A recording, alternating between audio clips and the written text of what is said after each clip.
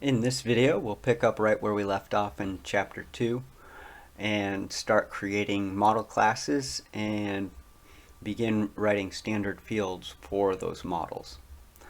And where we left off in Chapter 2 was we created the Chapter 2 app and ran our Django make migrations and migrate commands for the very first time, which populated our database with these 10 tables that you see here. And they relate to a Django user, the permissions and groups of permissions that relate to that user, Django admin log entries, a history of migrations that were applied, and session information. And moving on to every new chapter that we start, we're going to create a brand new app for every chapter to separate the code. And in order to do that in Visual Studio, right click on the Becoming a Django Ent Dev folder and click Add and New Django App, and then type in all in lowercase chapter _3, and that will create your new app, which I've already done. And every time you do create a new app, in your settings.py file, you will have to activate that app by including it in your installed apps variable. And here I'm just compiling 3 different lists of apps together, and in my local apps I've added the Becoming a Django Ent Dev.chapter3 app. And this is in Python dot notation, so you have to specify the folder path in which that app folder exists. The same also applies within the apps.py file found in your chapter 3 app that was created. Here you will update the name variable to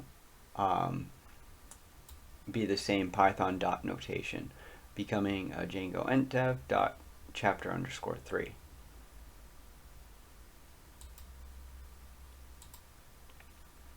Next, in our models.py file, we will need to include the models library found in the django.db library.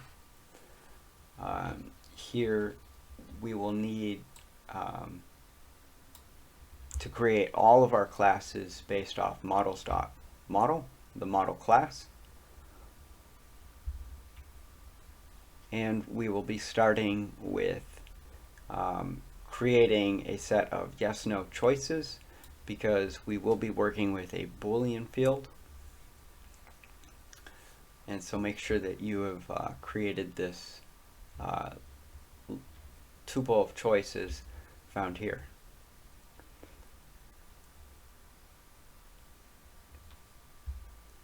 And then we will create a vehicle model class and give it a name field using a character field.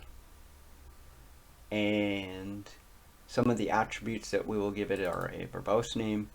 We'll pretty much give this to every field that we create, so that if this model were ever used in a form, it could have a default label applied to it.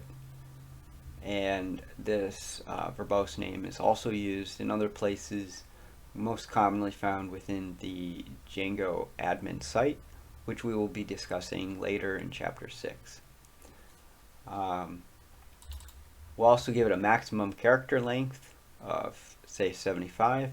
This could be any number that you wish to give it, but for the sake of practice, we'll set that to 75.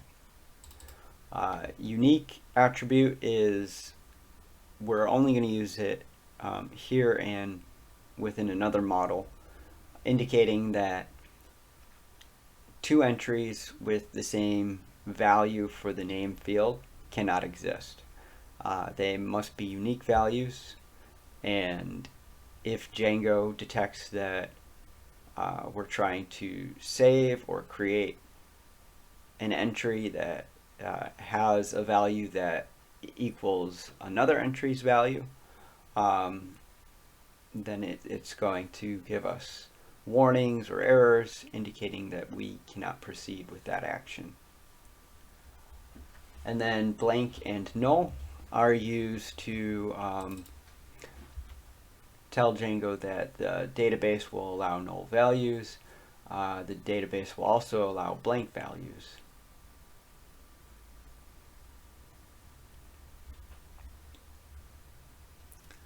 Next, we will create our engine class, and we'll give it a name field. We won't be giving it a unique attribute, but everything else will pretty much remain the same, with the exception of the verbose name, which we will give a different label to. And one more class we'll create is our vehicle class. Here we'll give it two fields. One, a VIN field for the VIN number, which can also accept letters as well as numbers.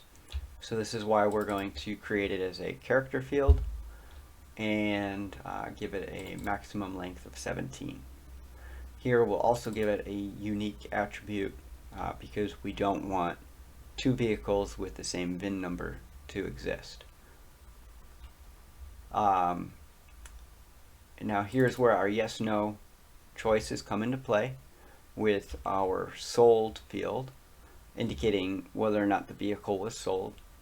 And so this is a Boolean field, either true or false, but we want the user to be able to select and interpret yes/no, whereas yes is associated to true and no is associated to false. So here is the actual value, and here is the string representation of that value as the second option, the second parameter.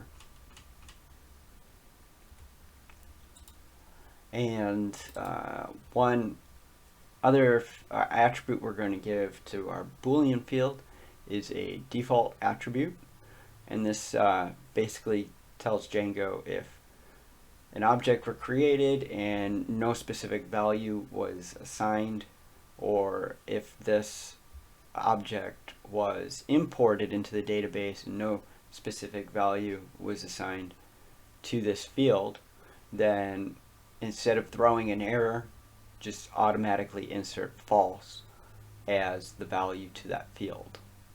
And so that's what the default attribute is responsible for. And now proceeding forward, we want to run our make migration and migrate commands, otherwise known as the Django migration commands. Here we can see that it did create our engine, vehicle, and vehicle model. And now to actually apply that on our database, we need to run the migrate command. And if we go back to pgadmin and we refresh, we right click on our tables and then hit refresh, we can see that we went from 10 tables to now 13 tables, and we can see the chapter 3 models that we just created. And if we expand into them, we could also see the individual fields that were created. So we can see our VIN and our sold, and on the other two just our ID and names. And that concludes this video. In this video, we will be adding a third-party field type to one of the tables in our database, that being a price field. And to begin, let's start by adding the Django money package to our virtual environment. So run, after you've activated your virtual environment, run pip install Django money. And we can see that it was successfully installed. And next step would be to go to our settings.py file And in your list of installed apps, make sure that the package or the application DJ Money is included.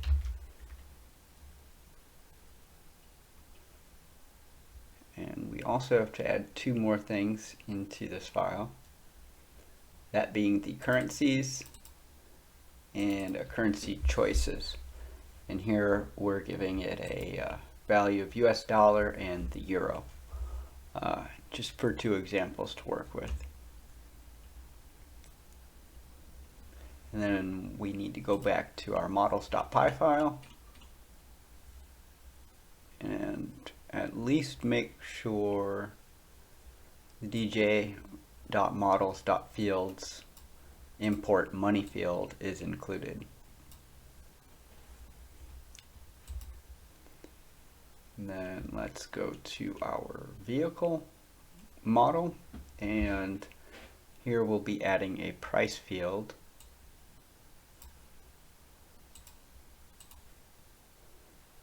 And we are not working with validators just yet.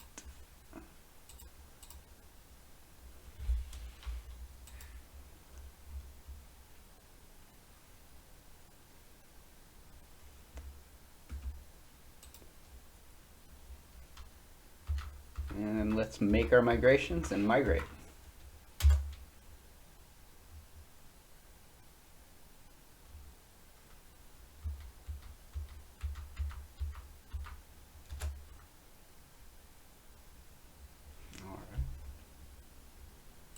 Going back to our pgadmin database management tool, we'll just refresh this. And now we can see that we have a price and a price currency that exists for our vehicle.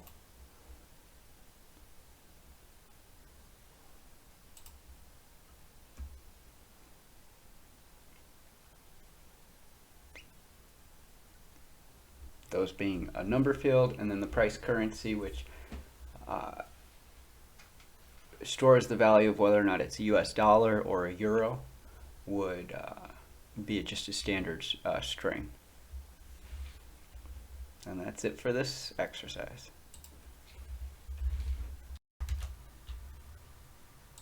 In this video, we'll begin working with model field relationships, specifically with foreign keys, which relate to a type of one-to-one type field. And so in our chapter 3 models.py file, under our vehicle class that we previously created, we will go ahead and create two fields, one of them called vehicle model and the other one engine. And these will be using our models.foreignkey field, foreign key class, to represent that field. Now when working with this foreign key class, the first attribute is a positional argument, and it relates to the model that you wish to link this field to. And so in this case, for our vehicle, we will relate our vehicle model to the vehicle model class and our engine field to the engine class. Now every attribute that comes after that is not required positionally, so you can say write on delete down below blank if you wanted to. The order of which is not mandatory. The only order is this first argument, which relates to the model. And then some things that are different are the on delete attribute, which tells Django what to do with the other object if you've deleted this object from the database. And models.cascade basically says, okay, go ahead and delete the related objects if you're deleting this object. Now you can change the behavior by changing this value, This is the one that we're going to use for this example. Other arguments such as verbose name, blank, and null, those are consistent among other field types such as the character field. But the related name is different, and this helps us look up forward and reverse relations when we are looking up anything in the vehicle class.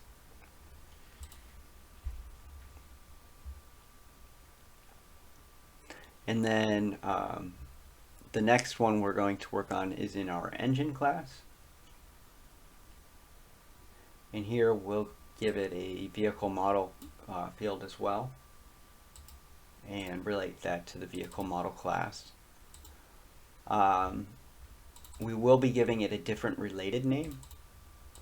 You can see here we're calling this one model engine, and the one we gave, the value we gave it below here was model vehicle. These must be different values. If they were the same value, Django would wind up giving us a warning when we tried to make our migrations, indicating that there was a problem with two conflicting names.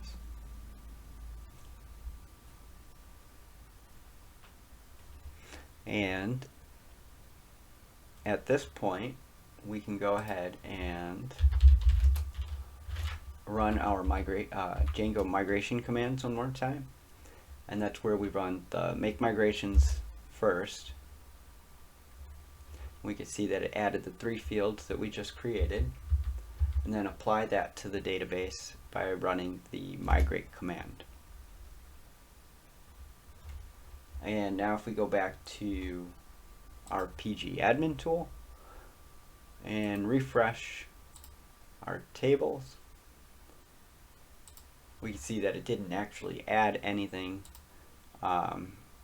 any tables per se to the database, but what it did add was the 2 fields, engine ID and vehicle model ID. And under our engine class, we have a vehicle model ID. Django will automatically append _ID to any foreign key or one-to-one field.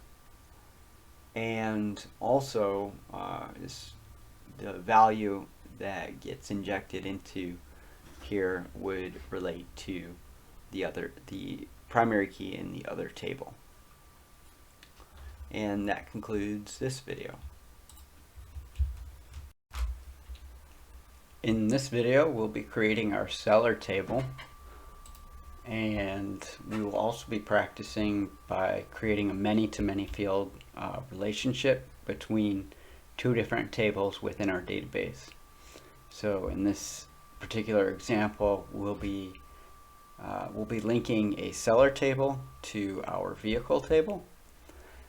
And a many-to-many field relationship means that you can have one seller that is selling many different vehicles, and you can also have a vehicle that may have many different sellers acting on that particular asset.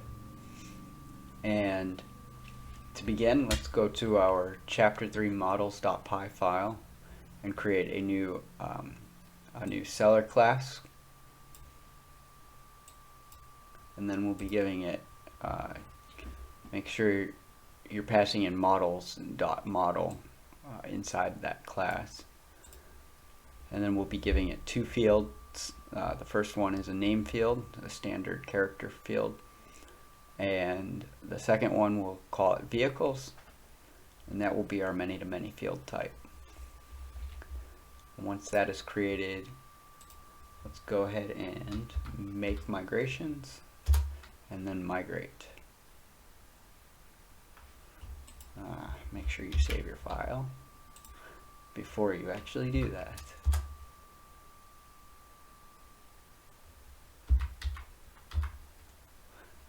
I do that a lot. I forget to hit save before I run something.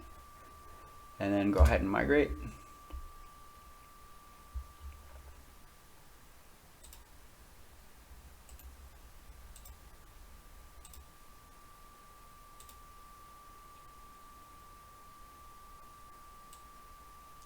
And what we'll see in here is that it created 2 extra tables even though we only created 1 more. And that's because a many-to-many field relationship will create a related table. Inside it, all this does is it stores the seller ID and the vehicle ID so that it's going to link the 2 together.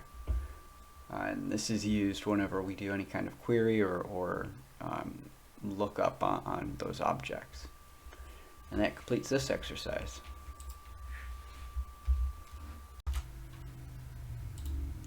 In this video, we'll begin working with model meta subclasses, which help us define different options, different parameters, different constraints on the tables that we've created within our database at the database level. And we'll begin working with ordering and indexes. So in our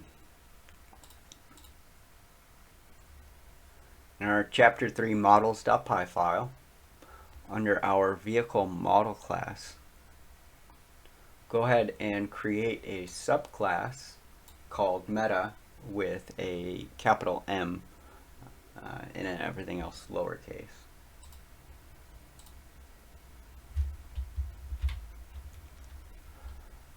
Here we'll be giving the verbose name and the verbose name plural, which can be commonly found in the Django admin site, which again we'll discuss later in chapter 6. But these help us define a label for a group of these objects, these vehicle model and vehicle models for the plural version. The ordering option is used to define the field in which we want to order them by, and either in ascending or in descending pattern. If we wanted to do from Z to A, we would just type a minus sign in here like that. But if we wanted to do A to Z, we would just simply put the name of the field like you see here.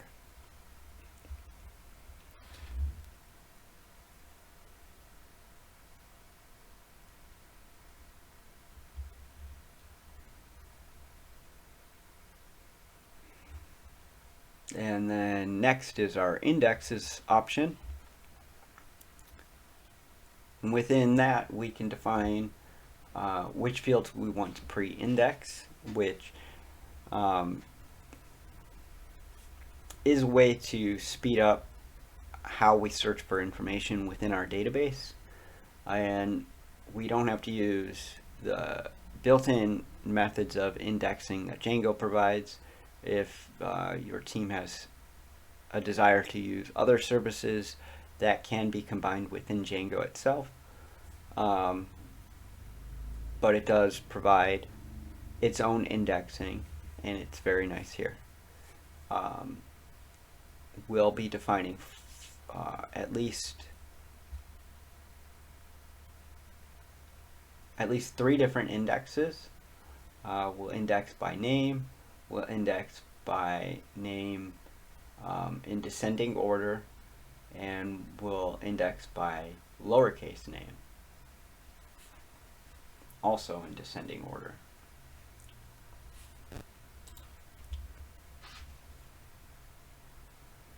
And now if we can go ahead and run our Django migration commands, and start by running the make migration command, which then tells us that we've added a meta class onto the vehicle model. We've also defined 3 different indexes.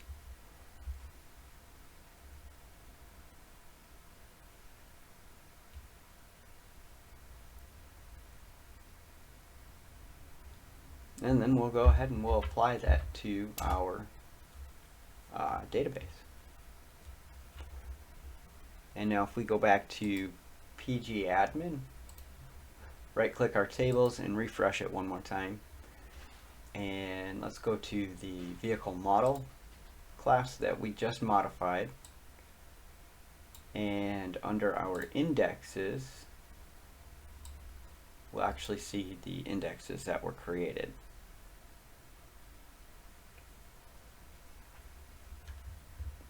And that concludes this video.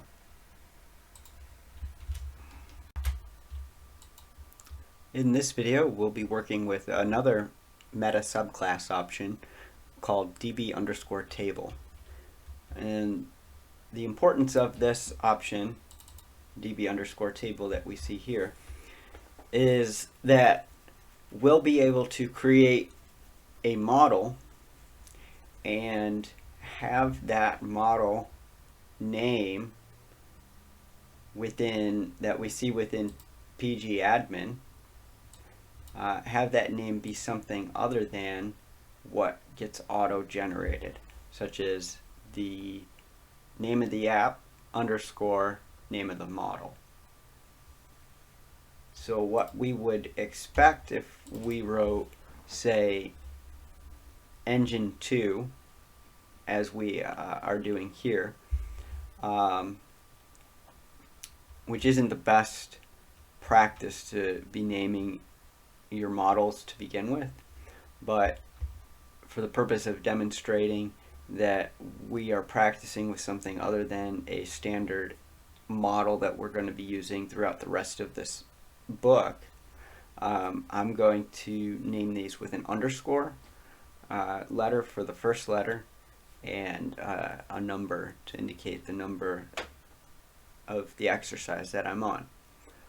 So engine 2, we would maybe expect that to be printed out as chapter underscore 3 underscore engine 2, like this. Instead, we want that to appear as chapter underscore 3 underscore practice underscore engine, as if we wrote it like practice engine, which even then isn't very PEP8 friendly because we are using an underscore, but it would still create, it would still work, the code would still work. So in those cases, the db_table meta option would be used. And here we're going to define that with chapter 3 practice engine as its name. So now that we have created this class and we gave it just a single field called name and a character field, this you could copy from even one of your other models that you've created. Take off the unique attribute if you did copy it from one of those that has that. And then we could go ahead and run our migration commands one more time and see that it did create what it says is model engine 2 all underscore, or all lowercase I should say, and then migrate. And if we go back to pgadmin and right click our tables and hit refresh, we'll see that it did create a new table. So we have 16 now, and the table that it created was the name that we provided, chapter underscore 3 underscore practice underscore engine. And if we open this up, it should have only one field, and that is the name field. And that concludes this video. In this video, we'll begin working with model methods and even write some custom model methods of our own. And earlier in this chapter, when we discussed mutable versus immutable objects, we did create several make fields, which utilizes this list of make choices. And so if you haven't done so already, go ahead and create this list of make choices in your chapter 3 models.py file and give it these 10 choices, technically 11 if you include the default choice that we provided of 0, which also gives us a string representation of 6 dashes to indicate that nothing was selected. And in our vehicle model class, give it the make field, and we're going to use a positive integer field for this one. And in our choices attribute for that field, link it to the make choices list that you just created. And next, in our vehicle class, go ahead and make sure that we create a make field for that model as well. And if you haven't done so, go ahead and apply these changes on your database by running your Django make migrations and then migrate commands.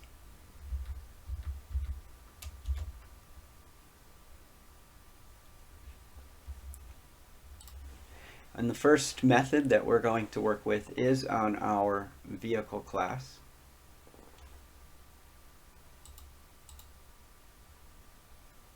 And it is this string method, which is underscore underscore str underscore underscore, and that's all lowercase as well. This is a built-in method within the Django model class, and this method allows us to return a string representation of the object that is found within that database. And we're going to give it a custom name, a 2-part string separated by a space, the first part being the make of the vehicle and the second part being the model name of the vehicle.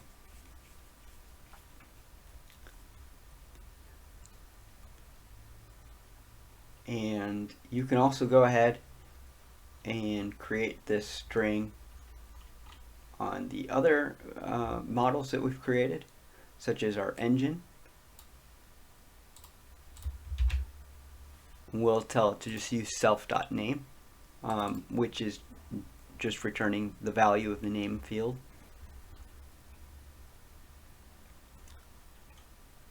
The vehicle model will also give it a string method, and again returning just the self.name.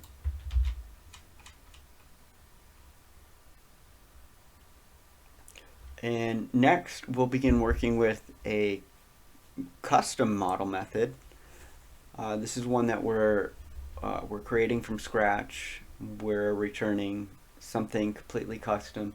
In order to actually execute this code, we would have to manually run or reference this method within the code elsewhere. So demonstrating this would come later, but for now we are going to write the full vehicle name method within our vehicle model. And here we're going to return whatever gets returned in our default string method, plus we're going to separate it by a space dash space and then add to it the engine name. So the string representation is the shorthand name, and the full vehicle name includes even more information.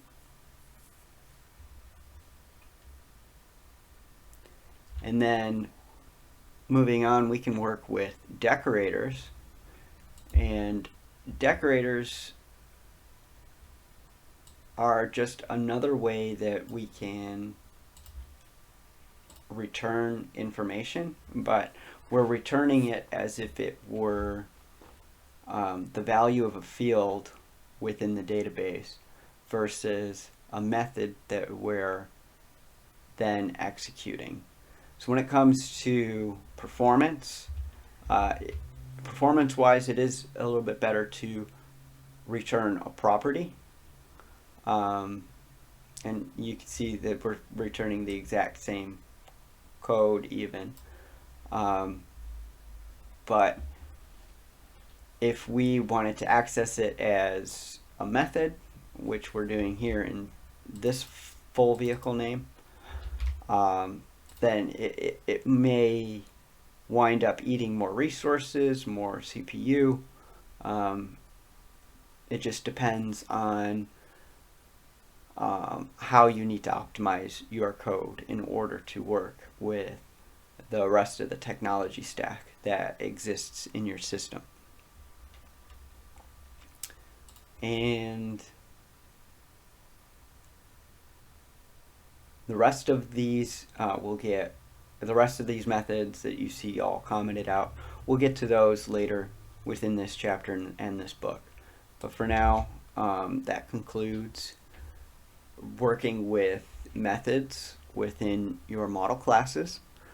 And we will demonstrate some of these when we are executing queries later in this chapter.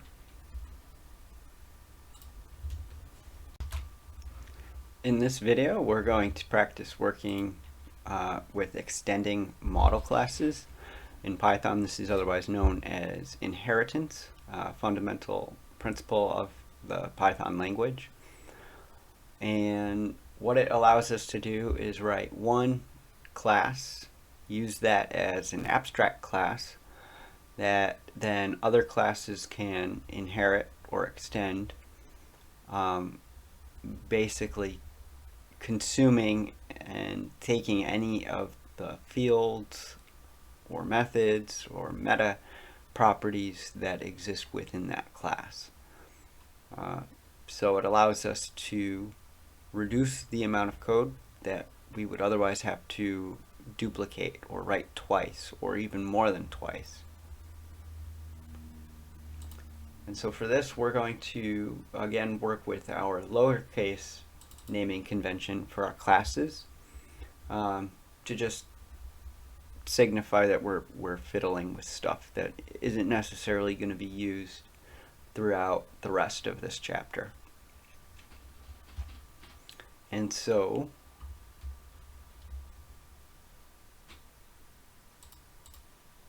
working with our engine2 class,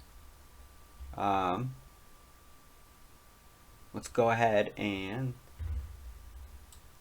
give it a new field called vehicle model.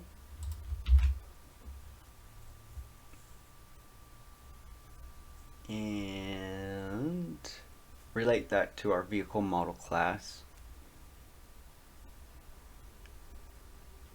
And in our meta subclass that already should exist from previous exercises or exercises where we've applied it to every class that exists,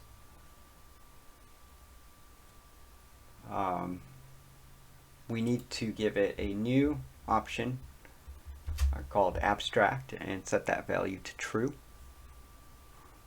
We're going to leave the DB table name as Chapter 3 Practice Engine, like we've done in a previous example.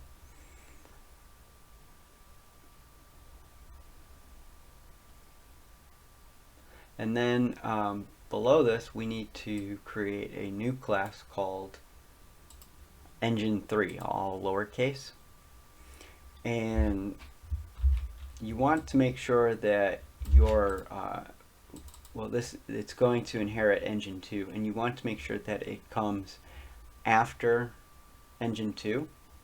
So for instance, if you wrote it Engine3 before Engine2 where it's referencing Engine2, as you see here, Django would end up throwing errors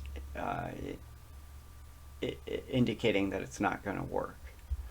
So make sure the order in which you stack these is important. And our Engine2 is still going to use the default models.model class. So in here, we're just going to give engine 3 a field called other name and set that to models.character field. And then proceeding forward, let's go ahead and inspect what's currently under Chapter 3 Practice Engine. We can see that it only has two fields, or just one field, the name field. The ID is auto-generated. And let's go ahead and try to run our migrations at this time.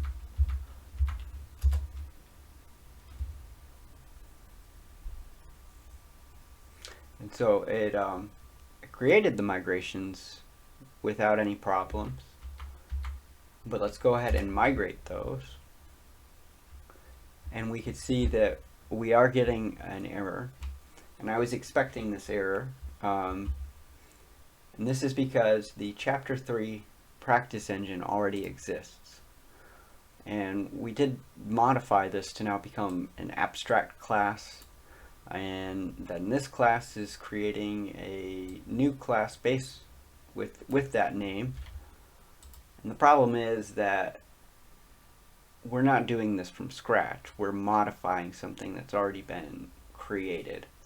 So in our database, we've got a couple of different options. We could drop this table and completely start from and rerun our commands again and start from scratch there. In which case, that's not always going to work. There might be some discrepancies found in your Django migrations table. And let's go ahead and right click and view all rows on the Django migrations table real quick. And explaining a little bit of what this is, we can see that initially it applied all of the Django migration files that exist within our virtual environment. And then later we've applied separate migrations throughout time as we've been working with this chapter. So up till now we've created roughly about 8 different migrations. Your results may vary. Just depends on how many fiddles you've done, the order in which you're working along with this book. A lot of different variables at play there. So other things we have to consider now is, do we want to drop all of our tables, which is what we're going to do next, just for the sake of practice and education. In a real world scenario, you might actually need to back up the data within your database before you do that, because once you do that, any data that did exist is now going to be completely destroyed and lost. So there's a lot of things to consider when you run into this type of situation and the environment in which you're working in. So locally, since I know I don't have any data I'm going to lose, nothing has actually been injected into my database at this point in time, it's safe to say I could drop all my tables. So in order to do that, let's right click on our tables and select Query Tool. And from here, let's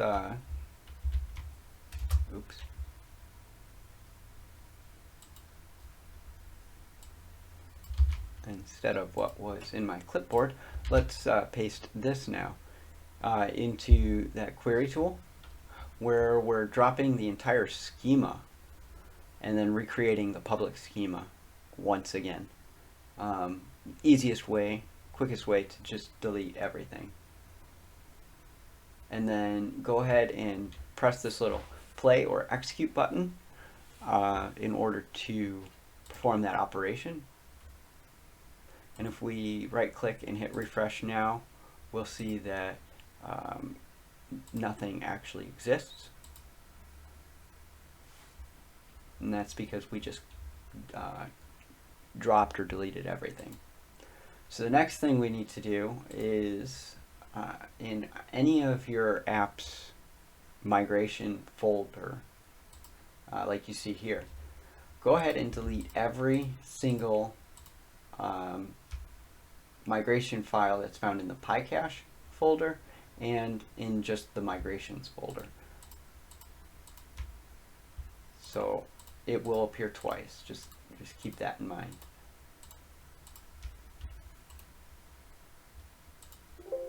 And it's safe to just delete those. Again, working in different environments, different situations, different scenarios, this might be disastrous. So please double check before you do this within a project that, say, you inherited from a new job or a new team, where you're not really familiar with the current state of the data at that time. So now what we could do is then go ahead and run our make migrations. And now it's basically just creating everything from scratch. It recreated every single migration that once existed. We had about 8 or 9 different migration files in our chapter 3 folder. Now we can see that it's all been kind of jammed into one file, the 0001 file at this time. So that's another way that you can say your project has 100 migration files in a single app, and you want to consolidate that all into one. This would be another way you could do that. Again, you would want to back up your data before you do that. And then we'll migrate those to apply those changes on the database. And we can see that we didn't actually have an error at this time. So the problem wasn't anything with the code. It was just the problem was with the state of the migrations versus the state of the database itself. So if we go in here and hit the refresh button one more time, we'll see that we have all 16 tables back again. And looking at our Chapter 3 practice engine, the one that we just inherited or extended, both words can be used interchangeably, by the way. We now have 2 other fields. The name field that was there before, the other name field that we just created, and then the vehicle model foreign key that we also added to that abstract class. So we can see all changes reflected into the inherited model. And that concludes this video. In this video, we'll be extending the Django user model, inheriting the Django user model into our seller model. In this process, we'll actually be converting Django into using and recognizing the default user as our seller. And this is what we're going to use moving forward for every other chapter remaining in this book. And if we look at our PG admin tool on our current database, we'll see that it has an auth user table. So essentially what we're going to do in this process is we're going to inherit every single one of these fields that you see here. The password, last login, is super user, username, first name, last name, email, is staff, is active, and date joined. We want all of those to now exist under the Chapter 3 seller, which currently only has the name field.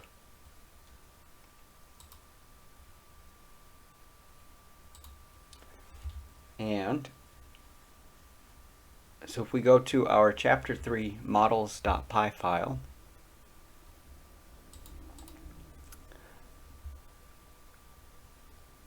on our seller class, we're actually going to want to use this abstract user instead of the default Django models.model class. And in order to use that, we need to import that from Django contrib auth models and import abstract user. There's also an abstract base user, which we will not be using for this exercise.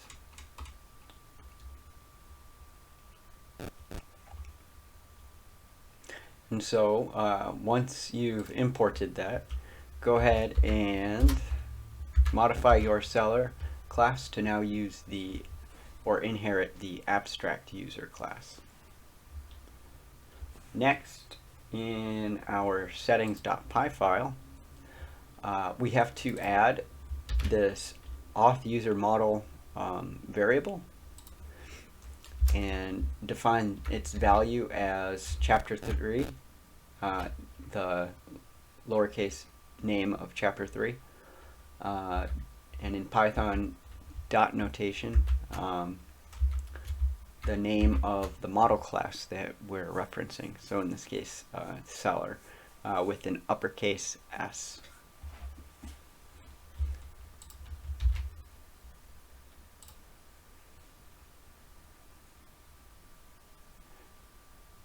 And also notice that in the way that we're defining our app name, we're not specifying the parent folder becoming Django int dev because that app was already imported or installed within our project.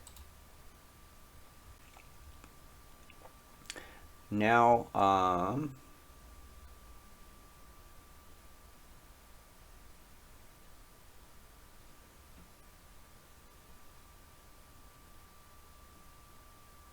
now we can go ahead and try to run our Django migration commands. And so here we're going to actually run into several issues because we do have an existing database with at least one existing user that we've created previously in chapter 2. And so what we have to do is we need to, since we don't have any sensitive data that we need to preserve or back up, what we could do is we could just drop all of our tables like we did in the previous video where we learned how to drop tables. And that's going to be the easiest way to get around this. But if you were in a different environment where you had to preserve the data that existed, this would not be a viable option, and you would have to run a backup of that data and maybe even parse that data before importing it into your new structure. So for this, I will hit 2 to quit the operation, and going back to pgadmin,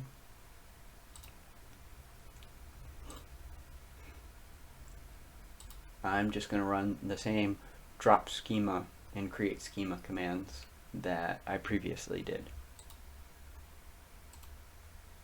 Refresh. Okay. And there is now nothing there. Going into our chapter 3 migrations folder, do make sure that you delete the previous migration files that existed, and also in the PyCache folder as well of that migrations folder. Now you can go ahead and attempt to run your make migrations command again. This time it created everything, didn't have an issue this time. We didn't have to provide a one-off password, which would have created additional problems on its own. So we avoided all of that. And we'll hit migrate to apply these changes to the database. and we can see that it was successful. So now if we go back to PG admin, and we'll refresh our tables one more time, and we will now see that we have 15 tables instead of what we had previously before, which was 16. This is because the auth user table now no longer exists.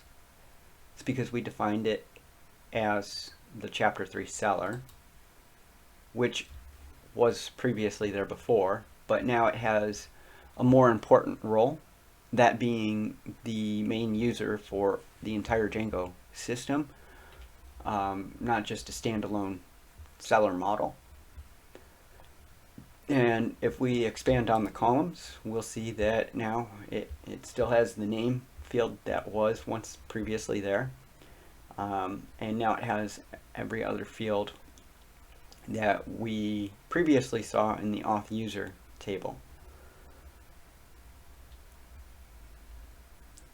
And the related vehicles in that many-to-many relationship, that remains the same.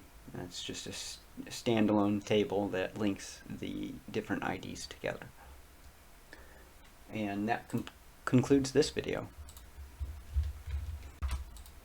In this video, we're going to begin working with the Django shell to run basic Python commands or Python scripts, and also work with generating a secret key using a package that we previously installed in Chapter 2 to prepare us for this section, but we could not actually use until now because we needed to learn how to access and use the Django shell first. And what the Django shell does is allows us to access the command line to run Python code, and also work with the Django database API to connect directly to our database that's managed within our settings.py file. And so in order to access the shell, there is nothing that we need to do to install this or set it up. All you have to do, it comes pre-configured with Django. All you have to do is run python manage.py shell to engage or enter into the shell. And if you are successful, it will show you the Python version that you're running, and end with the 3 forward carets, waiting for your next command, your next input. And so here, let's go ahead and explore the difference between a mutable versus immutable string object.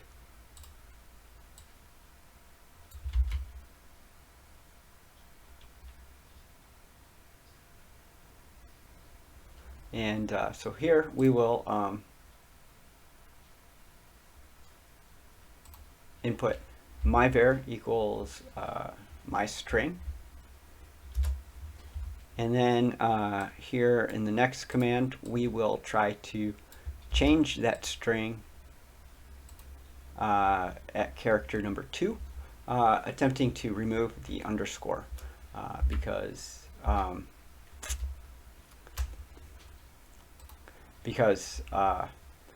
the indexes start at 0.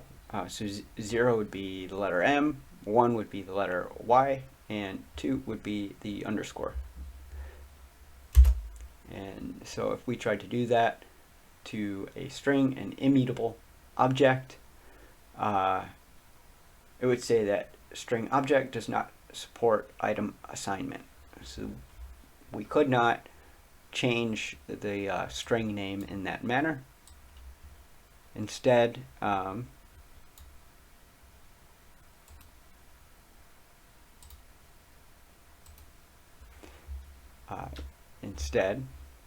what we could do, as I'm about to do here,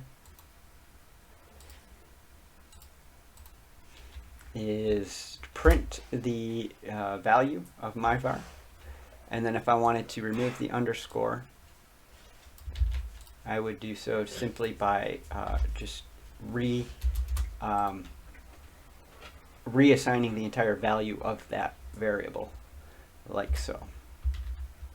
And then if I print it again, I could see that now the underscore was removed.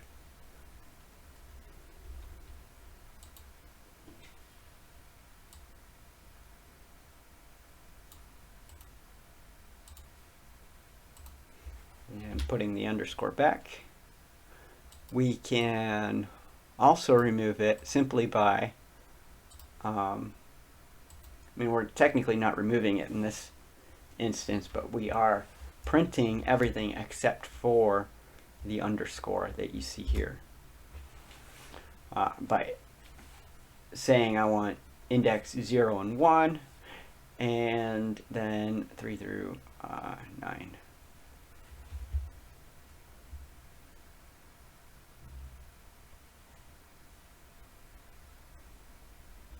And then to exit the shell and go back to the standard command prompt within your virtual environment, just hit exit with the 2 parentheses. And now we are back to our virtual environment where we can run standard Python Django manage.py commands.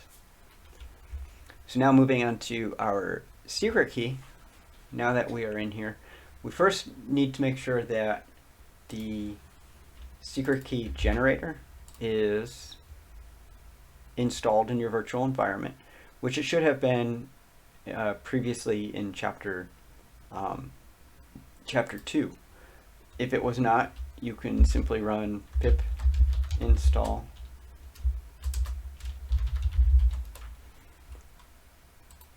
secret key generator and manually install it, and it's telling me that it was already installed. So now we could go back into our shell, start a brand new instance of the Django shell, and here we need to write a standard from and import statement, importing the secret key generator from the secret key generator library. And now it's waiting for our next input, our next command, but in the background, that secret key generator is readily available for us to use. If we had not done that before, well, we would get an error because it was not loaded yet. So here we'll just simply print this statement, secret key generator.generate, running the generate method, and it provides us with a randomly generated key.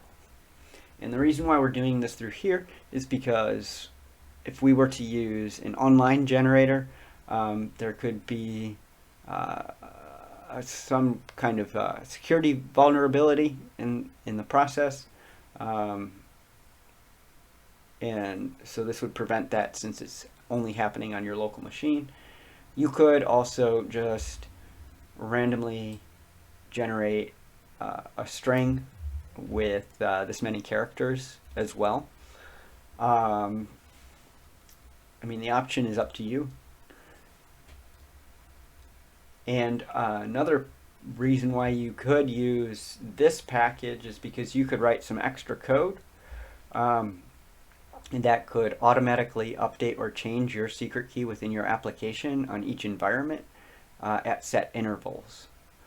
And what that does is, if we look at our repository, we'll see that it actually created a .secret.txt file. So not only did it print it out on the screen right here when we ran that generate command, but it created this file for us. And so if we did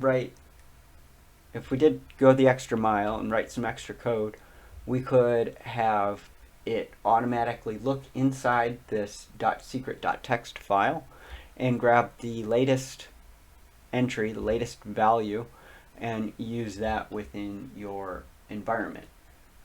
So I'm not going to show you my .env file, but in an example .env file, you would just replace that value here, or remove this entirely and reference whatever the value is found in here.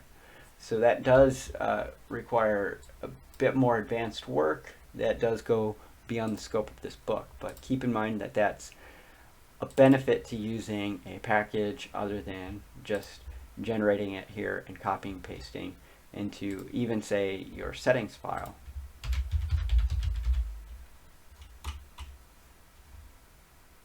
As in so.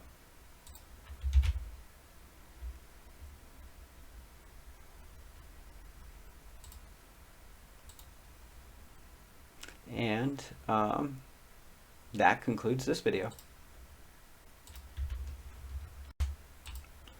In this video, we will be learning how to load the Chapter 3 data fixture, which is an important step that needs to be done prior to starting any other chapter in the future.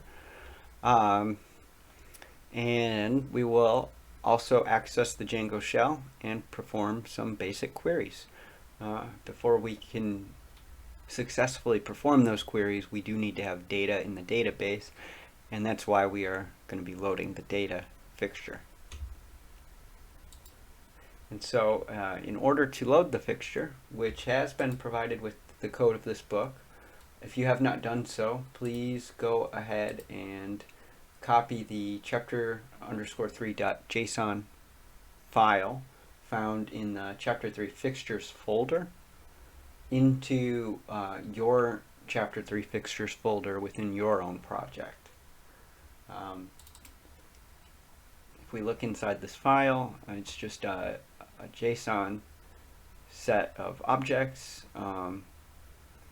that pre-populates one seller, several vehicles, and several vehicle models and engines to work with. That way we could have some data to return to us when we look it up within that database, performing these queries. To load the data fixture, just go ahead and type in python manage.py load data chapter_3, and you don't need to type in .json. Django will automatically assume that it is in .json format. There are other formats to choose from, which will be discussed later in Chapter 10 when we get to that. But for now, this is all we have to focus on because this gives us everything we need for the examples before we get to Chapter 10. And we can see that it installed 13 objects from one fixture. And what this does is it will automatically look in any of your fixtures folders within any of the apps that have been installed and activated within your project.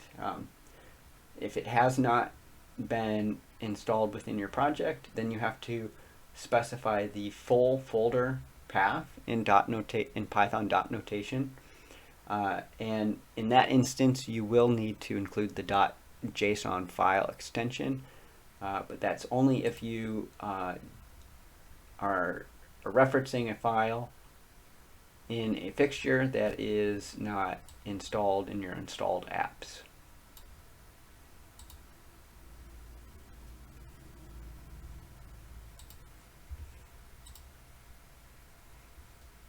And another thing here, I had previously created an alias to reference Python 3 versus Python. Out of the box, I don't think you guys would be able to run just standard Python manage.py, so that's why all the examples of the book start with Python 3.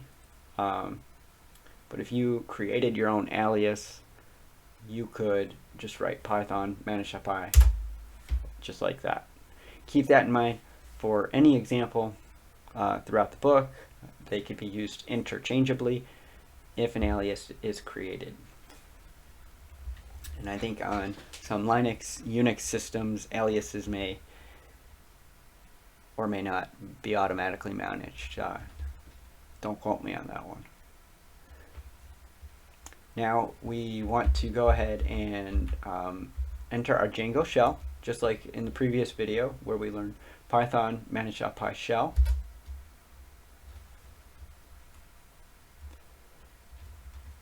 And here we are now in our interactive window. And we'll go ahead and start working with, we'll work with the all method, .all. Before we can do that, we need to first import our engine, seller, vehicle, and vehicle model from the chapter 3 models.py file so that we can work with that within this interactive window.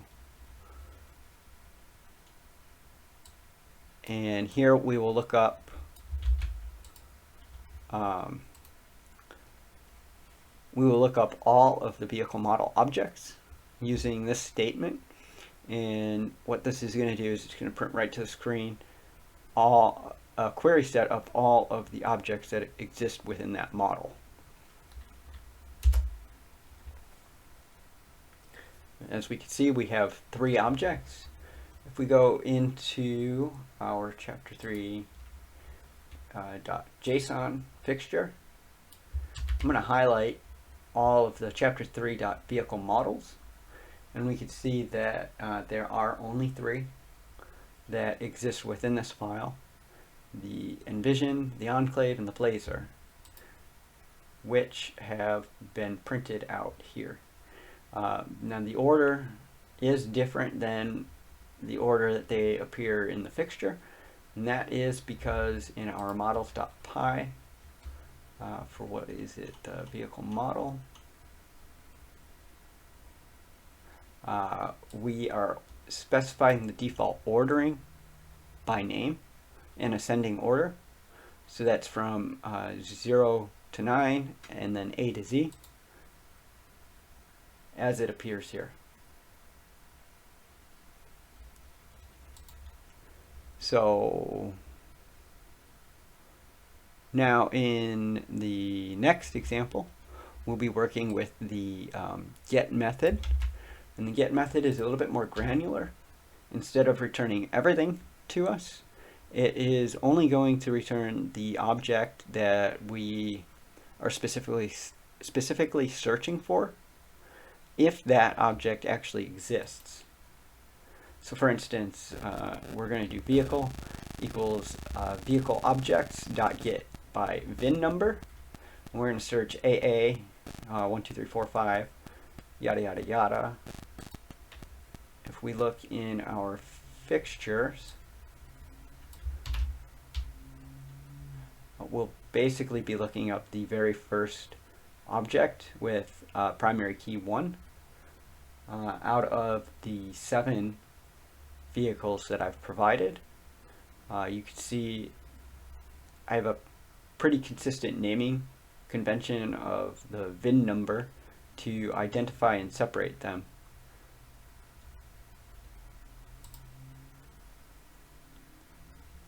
So now if we will execute that line right there, and in the next one we're going to print vehicle, and what we get in return is a string representation of that vehicle, the Chevy Blazer LT, which is, as we can see here, vehicle model ID number 3 and make ID number 3. Our make is the Chevy, and vehicle model. Number 3 is the Blazer LT. Excuse me. Now,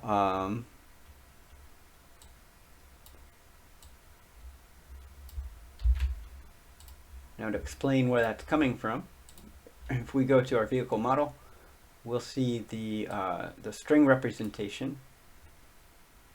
Well, actually, the vehicle.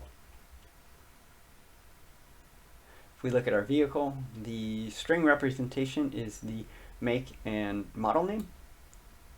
Now, in the next example, we're going to print vehicle.fullVehicleName. Notice the opening and closing parentheses that you see highlighted here, which indicate that we're referencing the method. Let me delete these real quick and execute this without the parentheses, and you'll see an error. Bound method vehicle full name of, so well, it's not technically an error, but it's not printing anything of importance to us. So let's go ahead and put the parentheses back the way they should be. And now what we get is an actual string representation. So before, the string method was only returning Chevy Blazer LT. Now the full vehicle name is returning Chevy Blazer LT dash and 3.9 liter, yada yada yada. Now notice that that was the difference between a method and now a property. We're going to practice the full name. And full name here, again, we're going to do this without the parentheses because this is a property. So we're going to treat it as if it were another field. And what I mean by field is say if it was a price or a sold field within vehicle. And it's returning the exact same value. Again, that's how we wrote those methods to work, to produce the exact same results, except accessing them in 2 different ways. If we were to put parentheses in where full name is, we'll get an error because it's not actually a method at this point. The property is a string representation that gets returned. So it's an actual string object and not anything that we can call.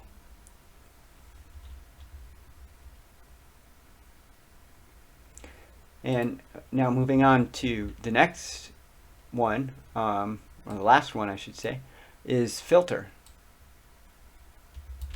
Now the get method will return just one object and only one object.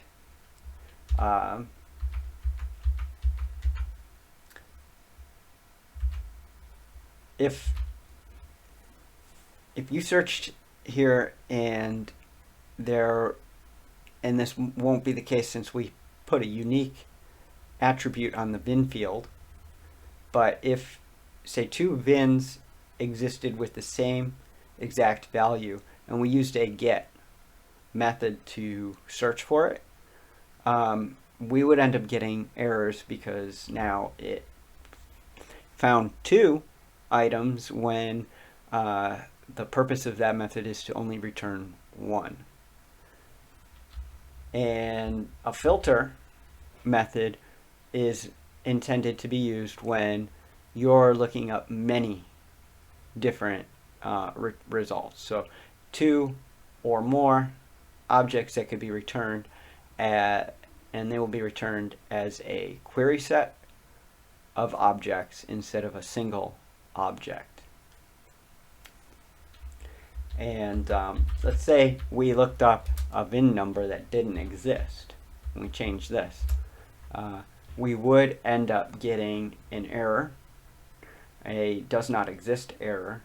And so if you were to write a fully functional program, you would have to write a try except statement in order to handle the event in which you're looking up an object that doesn't exist, so that you can handle that exception without erroring out your code, as in you're seeing right now.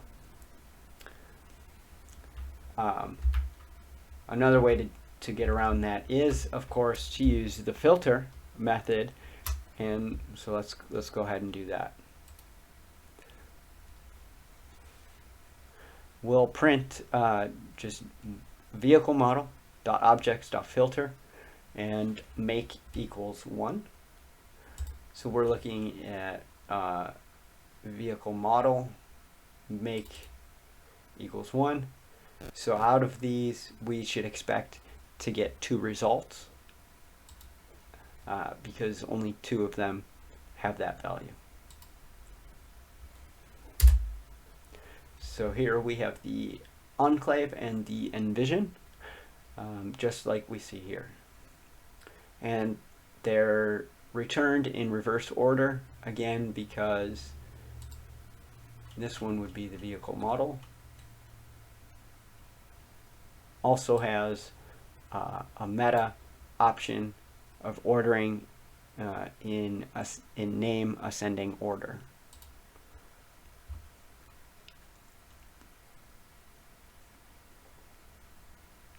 Next, we can work with our aggregates. Working with the vehicle object that was already imported. It's still in use within our interactive console window. Here we do need to add one more import. This one is going to be the coming from the Django DB models library. We're going to import the AVG, short for average class.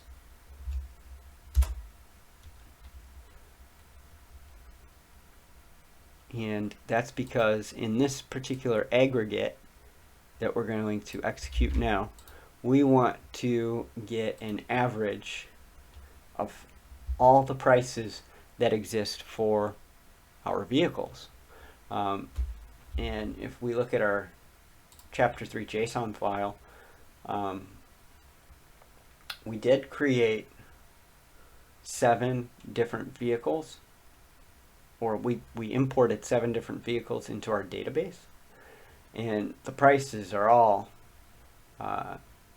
they all vary pretty significantly, from anywhere from 10,000 to 30,000 or higher in price.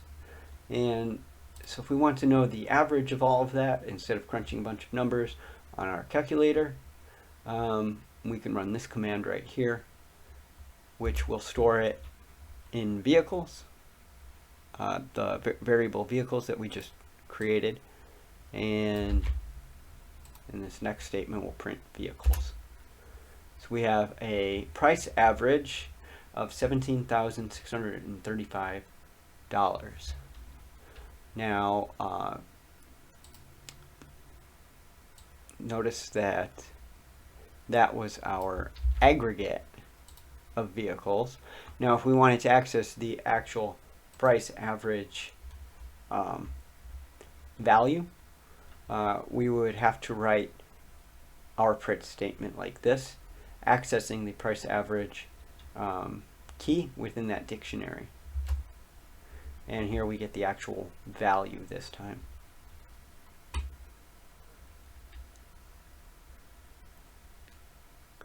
The next one,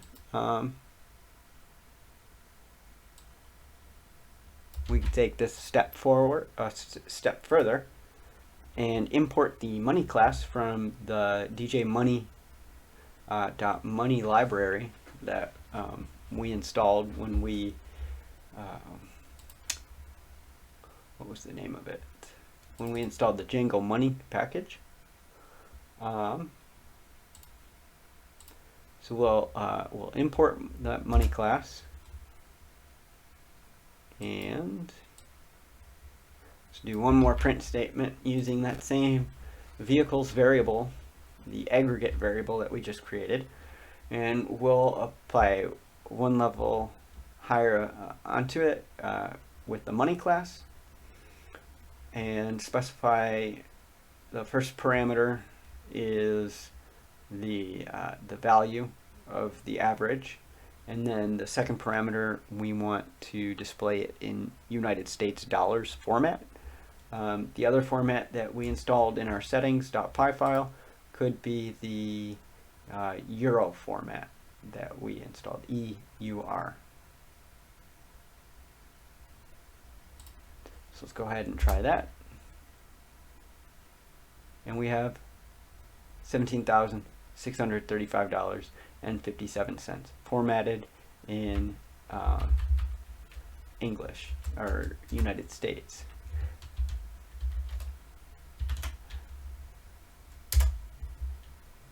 And this would be formatted in the euro. Now notice that the value still remains the same. The conversion rate obviously wasn't applied.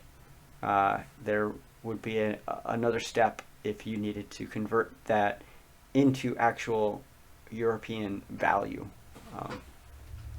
Not sure, it could be higher or lower.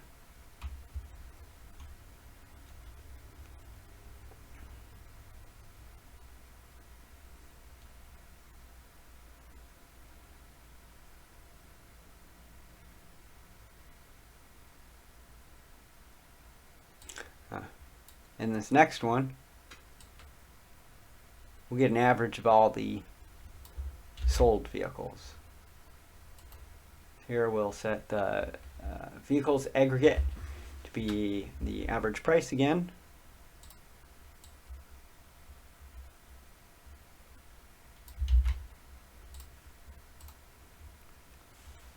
I guess we could have skipped the step before it, but we'll set the vehicles aggregate to equal the vehicle objects, where we are filtering now sold equals false. So we're only getting the average of all the vehicles that haven't been sold yet. I'm sorry, I misspoke when I said only the ones that were sold. These are the non-sold ones. And then aggregate the average price of that as well. In here we'll do a print statement that also includes the money class format. So we're just going to do it all in one line, one step.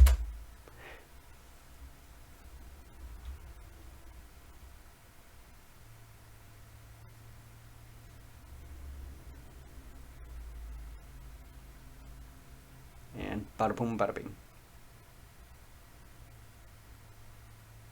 Not sure why that came out to 20,000.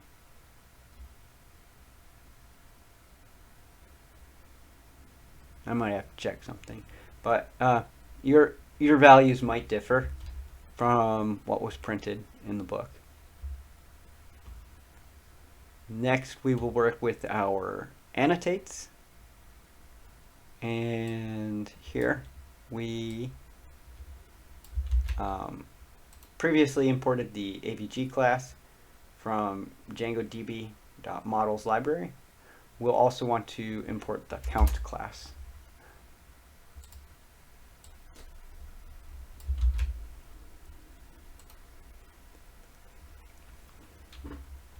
And then in this one, we are going to filter sellers that have vehicles sold and count the number of vehicles that have been sold.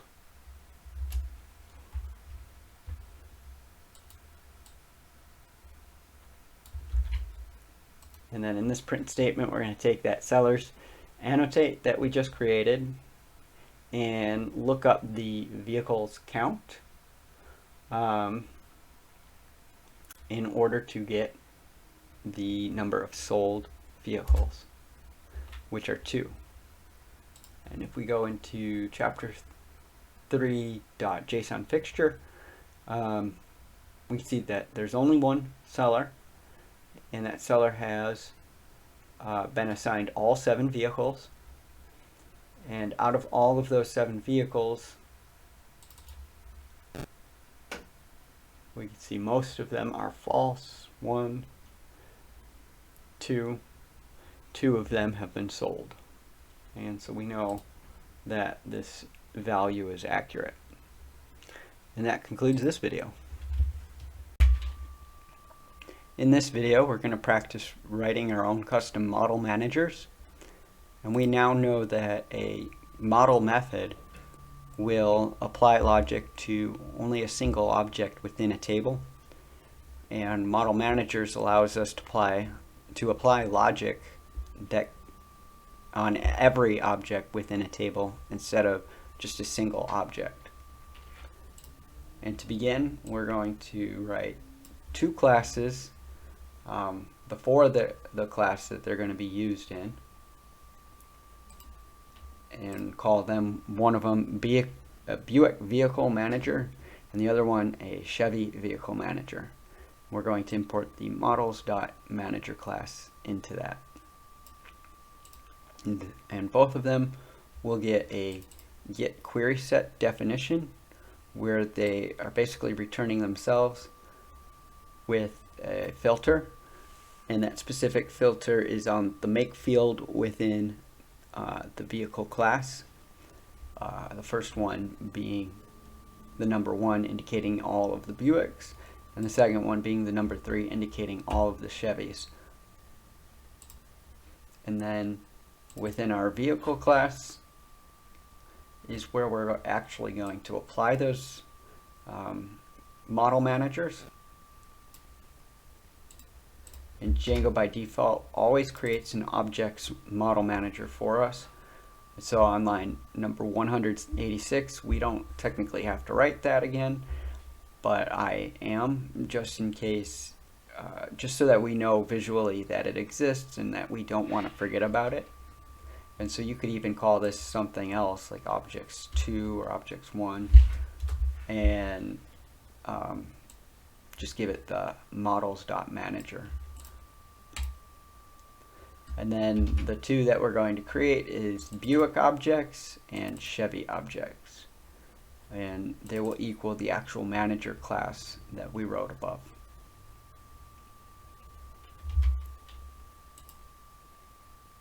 And so now what we could do is actually try using these.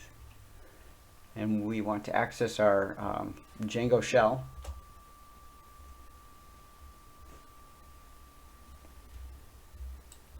And then we are going to import the Chapter 3 vehicle class, just like so.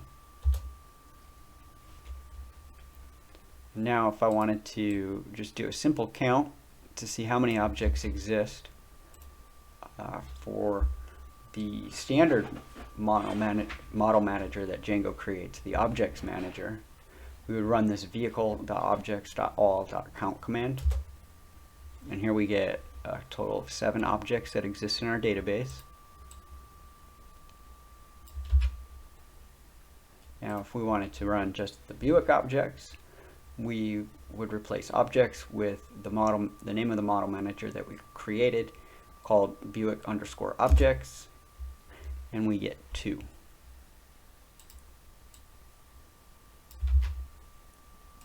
And then all of the Chevy objects, and we get a number of 5. And that demonstrates how a model manager works.